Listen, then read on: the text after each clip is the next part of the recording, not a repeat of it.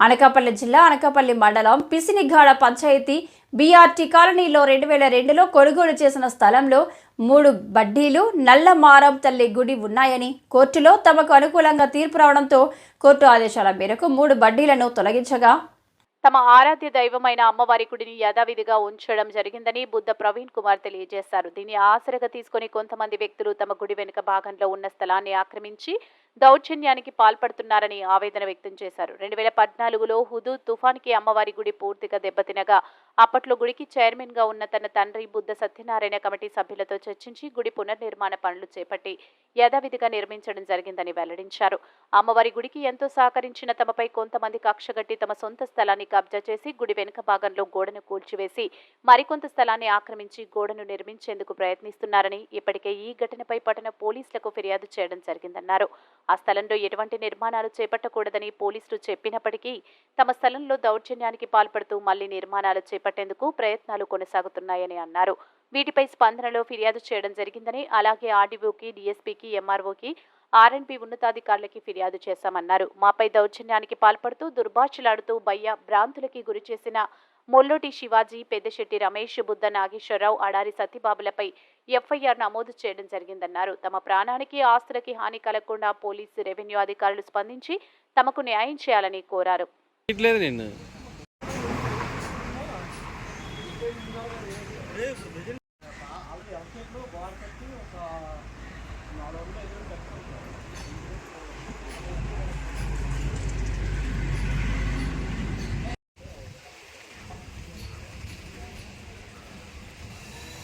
అడగ్గా మాకు దేవత అంటే ఉన్న సెంటిమెంట్ని బట్టి ఆ సెంటిమెంట్ని మేము గౌరవించి మాకున్న నమ్మకంతో గుడిని మాత్రం అలాగే ఉంచమని కోరడం జరిగింది.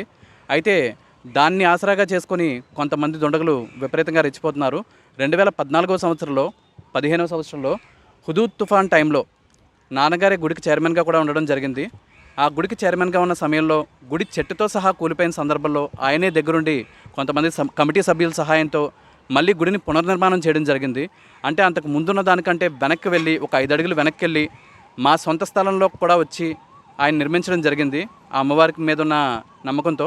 అయితే ఆ కోర్టు తీర్పు స్పష్టంగా మాకు అనుకూలంగా ఉన్నా కూడా మేము అలా మా స్థలంలోనే కొంత భాగం ఇచ్చినా కూడా కొంతమంది ఉద్దేశపూర్వకంగా మమ్మల్ని ఇంకా అమ్మవారికి స్థలం ఎక్కువిచ్చేయాలి, వెనక్కి వెళ్ళిపోతాం, ముందుకు వెళ్ళిపోతాం అని చెప్పి చెప్పడం జరిగింది. ఈ మధ్య అంటే 2023 డిసెంబర్ 31న కొంతమంది వాట్సాప్ గ్రూపుల్లో వాటిలో అక్కడ పూజలు చేస్తాం, ఇచ్చేస్తాం, వెనక్కి వెళ్ళిపోయి కట్టేస్తాం అని బ్లాక్మెయిలింగ్కి దిగడం మొదలెట్టారు.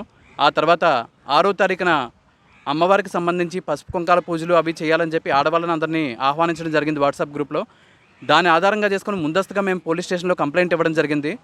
ఆ తర్వాత నెక్స్ట్ రోజు మేము ఊహించినట్టుగానే మేము అంతకుముందు మాకు అమ్మవారికి మధ్య హద్దుగా ఉన్న ఆ గోడని బద్దలగొట్టి మా స్థలంలో ఆల్రెడీ ఉన్న అమ్మవారి గుడికి సంబంధించి ఇంకా వాళ్ళు వెనక్కి వచ్చేసే విధంగా ముందు గోడను నిర్మూలించి వెనక్కి ఇంకా ఒక గోడను నిర్మించేయాలని ప్రయత్నిస్తున్న సందర్భంలో ముందుగా మేము పోలీసు వారి దృష్టికి తీసుకెళ్ళడం జరిగింది. అలాగే రెవెన్యూ వారి దృష్టికి, ఆర్ఎండ్బి దృష్టికి, సర్వే సెటిల్మెంట్ ల్యాండ్ రికార్డ్స్ వారి దృష్టికి, అందరి దృష్టికి స్పందన కంప్లైంట్ ద్వారా తెలియజేయడం జరిగింది. అలాగే పోలీస్ డిపార్ట్మెంట్ వారికి, సిఐ గారికి, డిఎస్పీ గారికి కూడా ఫోన్లో ఇన్ఫామ్ చేయడంతో పాటు వ్రాతపూర్వకంగా ప్రతి ఒక్క స్టేజ్లో చెప్పడం జరిగింది. ఎస్పీ గారి ఆఫీస్కి కూడా కంట్రోల్ రూమ్కి, అలాగే పోలీస్ కంట్రోల్ రూమ్కి, పోలీస్ స్టేషన్కి మొత్తం అన్ని ప్రతి స్టేజ్లో ఇన్ఫామ్ చేస్తూ ఉన్నా కూడా వాళ్ళు పెద్దిశెట్టి రమేష్ అనే వ్యక్తి, అలాగే బెల్లం మార్కెట్లో పనిచేసే బుద్ధ నాగేశ్వరరావు అనే వ్యక్తి, అలాగే ఆడారి సత్యబాబు అనే వ్యక్తి, ఈ 4 వ్యక్తులు వాళ్ళ అనుచరులు, సహచరులతో కలిసి మూకమ్మడిగా మా దాడి చేస్తూ, వ్యక్తిగత దాడి చేస్తూ, విమర్శలు చేస్తూ, క్యారెక్టర్ అసాసినేషన్ చేస్తూ, రకరకాల లేనిపోని ఆరోపణలు ప్రచారం చేస్తూ, ఏది పడితే అది ఎలా పడితే అలా మాట్లాడుతూ నానా ఇబ్బందులు పడుతున్నారు మమ్మల్ని. దానికి సంబంధించి మేము రిపోర్ట్ ఇచ్చిన పిమ్మట పోలీసు వారు కూడా తక్షణమే స్పందించి వారి 4 ఎఫ్ఐఆర్ నమోదు చేయడం జరిగింది 3 సెక్షన్లతో. దాంతోపాటు వారి అనుచరులపై కూడా సమాదర్శన కూడా మేము మెన్షన్ చేయడంతో వారిపై కూడా ఇంకా విచారణ చేసి కేసు నమోదు చేస్తామని చెప్పారు. వీళ్ళందరూ కలిసి మొల్లేటి శివాజీ అనే వ్యక్తి, పెద్దిశెట్టి రమేష్, రౌడీ షేటర్ అయిన పెద్దిశెట్టి రమేష్, బుద్ధ నాగేశ్వరరావు, ఆడారి సత్యబాబు అనే 4 వ్యక్తుల మీద చేయడంతో పాటు ఇంకా వారి అనుచరులు చాలామంది ఉన్నారు కాబట్టి దీని వెనక సమాదర్శన కూడా మెన్షన్ చేయడం జరిగింది. రెడ్ విత్ 34 సెక్షన్ కూడా యాడ్ చేయడం జరగడంతో ఇందులో భాగంగా విచారణ జరిపి ఇంకా అందులో ఉన్న